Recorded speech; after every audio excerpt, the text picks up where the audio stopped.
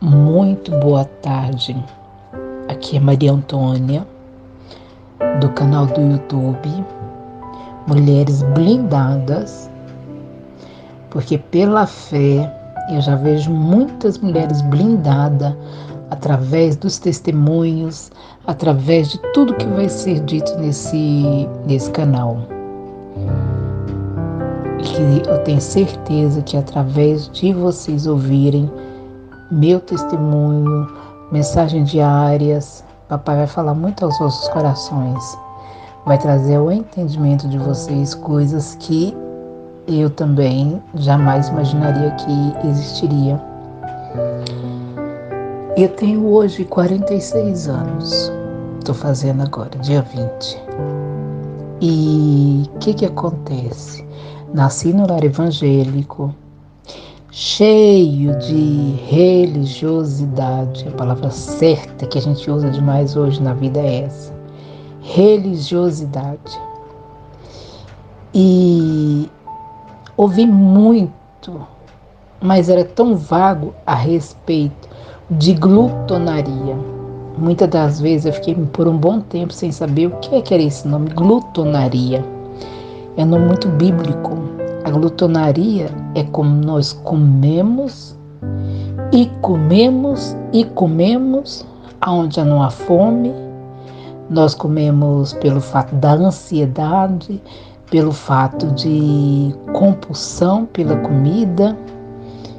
E eu nunca imaginava na minha vida, até uns 7 anos atrás, que essa comilança era um vício. E era um vício, de ansiedade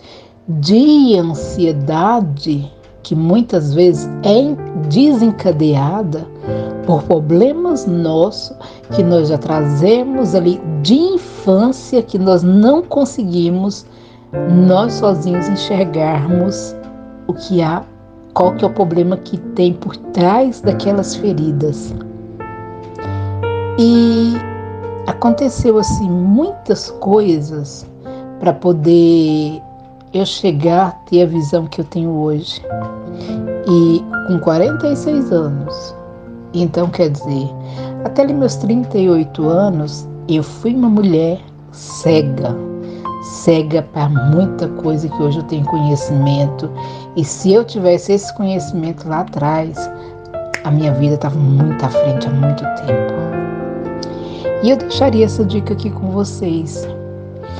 Uma certa feita, estava eu vendo um programa na televisão de madrugada, cabeça muito cheia de problemas, cheia de confusão, desempregada, e não via uma luz no fim do túnel. Tinha acontecido algo muito chato comigo naquela época e não conseguia dormir.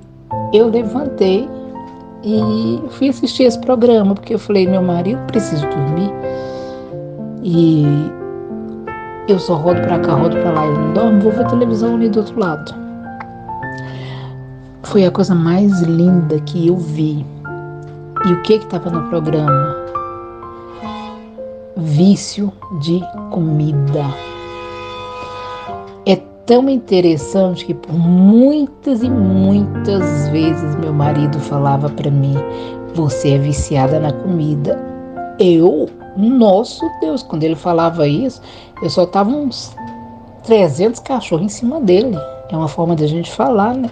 Porque assim, nós como somos viciados, nós não vemos que somos viciados. Seja o vício que for. Seja da comida, seja da bebida, seja do que for, bebida alcoólica ou qualquer tipo de bebida. E ele falava e falava e falava e falava. Só que na minha cabeça isso existia por quê? Porque ele estava pegando no meu pé. Tá bom. E aí quando eu levanto e vejo vício pela comida, eu levei um choque tão grande, porque até então eu nunca tinha ouvido essa palavra, muito menos já tinha ouvido falar sobre isso. Aí o que acontece? Eu peguei o telefone, liguei para esse pastor porque eu tinha algo muito estranho dentro de mim, que era assim. Eu falei para ele que quando eu passava de frente a uma padaria, se eu visse um sonho, ou visse uma rosca, ou um bolo recheado, algo parecido, porque infelizmente eu era muito viciada em doce, em coisas doces e refrigerante. E eu passava, via, mas não tinha dinheiro naquela hora. Não tinha dinheiro toda vez que eu via. Minha boca enchia d'água e aquilo dali eu saboreava com ele bem ali na montra. E o que acontece? Ai, meu Deus, e aquele desejo vinha ali pro meu subconsciente. E eu chegava em casa, como não tinha dinheiro para comprar, ou eu fazia um arroz doce, ou eu fazia isso, eu fazia aquilo. Eu fazia N coisas para substituir aquele desejo que eu tinha por aquele determinado item que eu via ali naquela montra de doce. E era assim, além de eu fazer os doces, que era colocar um arroz doce, ou se eu tivesse em casa uma canjica, eu iria fazer a canjica, ou então se eu tivesse um doce de qualquer coisa dentro de casa, eu ia comer aquele doce, até eu ter o dinheiro para passar lá naquela monta, naquela padaria e comprar aquele determinado item, ou a rosca, ou alguma coisa de doce, ou bolo, alguma coisa que me chamou atenção. E aquilo foi durante muitos anos. Olha, eu tinha capacidade, que isso é muito registrado na minha mente, tá vindo aqui agora. Uma vez que nós fomos na casa de uns conhecidos nossos, eu cheguei lá, a minha amiga pediu para que nós fizéssemos um bolo. Ali eu fiz o bolo para ela falou assim, tá bom.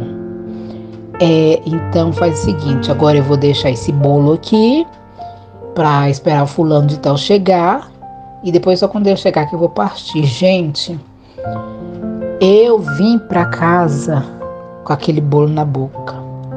Meus pais tiveram que passar na padaria, que isso foi num domingo, só tinha uma padaria aberta, comprar um raio de uma massa de bolo pronto para mim fazer aquele bolo, para me tirar aquela vontade da boca e do coisa. Isso era muito normal, muito normal. Toda vez que eu tinha vontade de comer algo e eu não tinha, aquilo ficava ali no meu subconsciente. E aí quando foi nesse dia, eu contei isso para esse pastor. E ele virou e falou assim, olha, nunca ouvi falar isso. Eu falei, pois é, pastor, infelizmente eu tenho isso. Infelizmente mesmo, porque a gente sofre muito quem tem isso. Aí além disso, eu vim do Brasil, fui para Portugal. E em Portugal, naquela época, as coisas eram muito mais em conta. E com as coisas sendo mais em conta, era bem mais barata, nós tínhamos a possibilidade, eu e meu marido, nós irmos no mercado e fazer o quê? E trazer fardos de refrigerante para casa até um tempo. E enquanto eu não acabava com aquele refrigerante todinho, ali não parava. Eu tinha que dar cabo daquele refrigerante. Entrava um e saía. Entrava um e saía o outro. E era Coca-Cola de 2 litros. Agora imagina como é que estava a minha saúde. Boa de jogar fora. E com isso o pastor na tela fez uma oração para mim, repreendendo o demônio do vício. E é o vício do açúcar, o vício do doce. Aí o que acontece? Pessoal, eu vou falar uma verdade para vocês. Ali Deus me libertou do vício do refrigerante. Hoje eu sei controlar muito bem o vício o vício do refrigerante. Se eu beber um refrigerante, tudo bem, mas se eu não beber, eu posso passar épocas e épocas e épocas. Hoje eu prefiro meu suco de abacaxi ou de laranja. Não falo para vocês que eu não bebo, porque eu bebo. Mas hoje eu tenho controle sobre esse vício do refrigerante. É muito interessante. E passado de algum tempo, por Deus, eu era o tipo de pessoa, se alguém perguntar se era gorda, eu era imensa. Eu cheguei a 130 quilos, só pra vocês terem ideia. E eu me lembro, quando mais nova, eu trabalhava numa casa de família, a senhora pedia X pães, mais 3 pães era pro meu pequeno almoço, era pro meu café da manhã. 3 pães. E ali eu comia aqueles 3 pães, ia trabalhar. Passado 2 horas, eu começava com a minha tremedeira. Aí eu tinha que ter mais um pão para poder me comer. E depois, dava meio-dia, eu tinha que almoçar, porque infelizmente eu tenho a hipoglicemia e desencadeei a diabetes através do meu peso, da minha obesidade, porque comia demais e achava que comendo aquele de tanto era suficiente. Aí o que acontece? Quando foi na televisão, Deus me curou, Deus me libertou literalmente do refrigerante. E eu falei assim, não, eu vou até essa determinada igreja, porque ali eu vou trazer a cura e a libertação de uma outra situação. Foi dito e feito. Aí eu cheguei nesse determinado lugar, conversei com esse pastor, que eu tinha compulsão, eu era viciada em pão e viciada em massa branca. E daí o pastor me deu o antes, me deu depois e orou por mim. Quando antes ele me deu um pão que eles usam na Santa Ceia, mas esse pão não estava consagrado para a Santa Ceia, esse pão estava ali exatamente para fazer essas coisas. Tinha pão, tinha bolo, ele perguntou ali às pessoas trouxeram. O que acontece? Depois da oração, ele falou assim, como o pão. O pão já, você mastigava o pão, vinha aqui, vinha ali, e eu já não conseguia descer. Para a honra e a glória de Jesus, ali também Deus me libertou daquela começão de pão. Hoje eu confesso, se eu comer 2 pães pela manhã, que é de torrada, que é 1%, fazer o sanduíche, eu fico a manhã todinha bem. Tipo assim, eu tenho que comer alguma coisa ali pelas 10 horas da manhã, mas é naturalmente. Hoje eu procuro comer o quê? Uma fruta, um iogurte, algo parecido assim, sabe? Hoje eu tô tentando equilibrar a minha alimentação. Mas isso foi durante muitos anos, o que eu deveria ter o quê? Tô com 46, menos 7, deveria ter nos seus 38, isso aí até meus 38 anos, muita coisa aconteceram, sabe? Para poder deixar bem claro a muitas pessoas, porque como eu tenho muitas dúvidas também com relação a testemunhos e certas coisas, as perguntas que eu sei que eu faria, eu já tô deixando elas bem claras e específicas para vocês, tá? E aí tá bom, passou. E com isso tudo, eu tive uma hemorragia nasal por causa da minha obesidade, porque minha pressão só vivia alta. Um dia ainda vou deixar uma história para vocês a respeito desse parte também. E devido à minha hemorragia nasal, eu tive uma colega, eu estava em lista de espera para fazer a redução bariátrica e eu não conseguia, porque ou eu esquecia de uma consulta, ou eu esquecia disso, ou eu esquecia daquilo. Eu fiquei quase uns 5 anos para fazer essa consulta. Mas por quê? Quando foi mais tarde que eu vim entender que o papai não deixava eu fazer essa cirurgia da forma que eu estava, não. Porque eu tinha compulsão por comida e se eu fizesse aquela cirurgia naquela época, eu morreria. Eu morreria depois da cirurgia. Hoje eu entendo completamente. Porque eu não tinha limites para comida. O meu consciente, o meu subconsciente, não sei que alguma coisa no meu cérebro, ele não avisava. Eu nunca me recordo do meu cérebro falar igual fala hoje. Chega, você já está bem. Você não precisa comer mais. E com isso, depois que eu tive hemorragia nasal, eu tinha uma amiga muito especial. Tinha, porque hoje eu não sei onde que ela está mais. Porque papai coloca as pessoas certas no momento certo, nas horas certas na tua vida. Quando aquela pessoa faz aquilo que ele quer que faça na sua vida, depois vira o círculo. A pessoa vai e a gente vai para outras situações. Por que eu falo? Porque na época eu fiquei em Portugal e ela foi para outros lugares, que para ela naquela época era melhor. E eu fiquei quieta no meu canto. E devido a trocas de telefone e essas coisas, pronto. A gente acabou perdendo contato. Ela me arrumou, na época, para me fazer essa cirurgia bariátrica. Para a honra e glória de Jesus, Deus usou ela em forma de anjo. Fiz a minha cirurgia bariátrica. Foi um sucesso, mas atenção.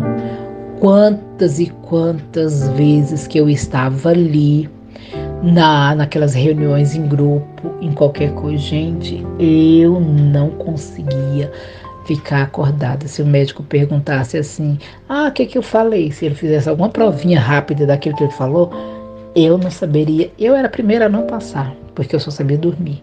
Dormia. Tinha problema do sono. E por acaso eu nem sabia disso, vim saber nessa época. Aí o que acontece?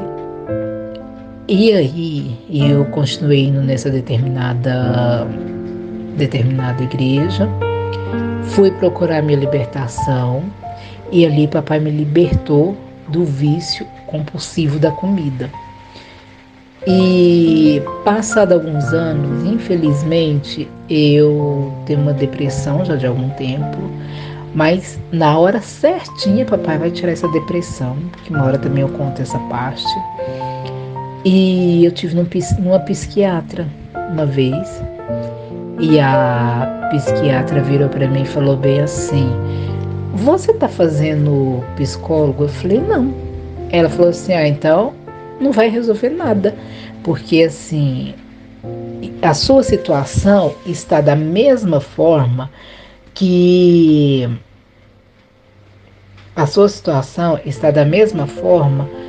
de quando é tipo um metiolate. Você tem uma ferida, você passa o metiolate ele só vai cicatrizar para dar uma casquinha aqui em cima, mas a ferida lá embaixo, ela não vai ser cicatrizada. Por quê? Porque você está tratando a camada de cima, você não está tratando a camada de baixo. E a partir daí eu comecei a ver a vida de uma outra maneira. E vendo a vida de outra maneira, foi aonde que eu comecei a passar por psicólogo e psiquiatra. Entretanto, eu passei por outros terapeutas e faço hoje o tratamento dos dois, e foi aonde que eu verdadeiramente descobri muita coisa na minha vida que eu jamais imaginaria. Aí hoje o terapeuta, o psiquiatra comportamental conversa comigo, eu já passei por outros, mas o comportamental foi assim, meu Deus, foi mesmo enviado de Deus, que fez uma diferença que vocês não têm noção na minha vida, não tem ideia. Foi quando ele virou para mim e falou assim, a sua ansiedade, nós vamos tratar dela de que forma? É assim, esse beliscar aqui, beliscar ali, o que acontece? Acontece que tem algo em você que você ainda não descobriu e nós precisamos de tratar para resolver o grande problema para você, que vai te ajudar a parar de beliscar um pouco, vai te fazer enxergar a vida de uma outra maneira que você não está vendo de momento. Porque os problemas que você carrega desde a sua infância vêm te atrapalhando pro resto da tua vida. porque eu fiz a cirurgia, louvado seja Deus, com pão, com refrigerante, com muitas coisas, eu consegui, abaixo de Deus, me libertar. Mas eu vou contar uma coisa para vocês. O diabo da ansiedade, porque isso é um diabo eterno, porque isso já desencadeou crise de pânico em minha vida. Eu sei o que isso me fez.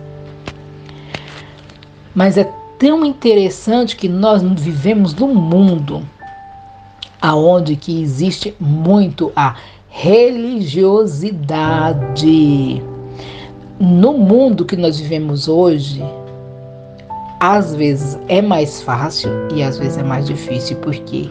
Porque hoje, do mesmo jeito que a gente vê a religiosidade dentro das igrejas e fora da igreja, muitas das vezes, nós podemos ver também mas muita gente trabalhando com esse tipo de comportamento, para nós nos conhecermos melhor quem somos nós.